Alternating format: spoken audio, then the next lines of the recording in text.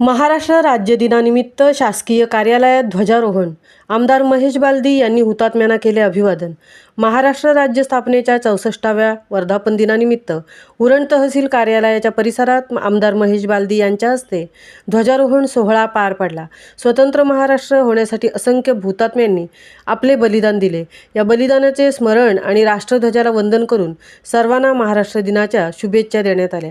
यावेळी उरणचे तहसीलदार डॉक्टर उद्धव कदम, उरण नगर परिषदेचे मुख्याधिकारी समीर जाधव, उरण उत्कर्ष समितीचे अध्यक्ष गोपाळ पाटील, शासकीय अधिकारी, पोलीस कर्मचारी तसेच विद्यार्थी उपस्थित होते.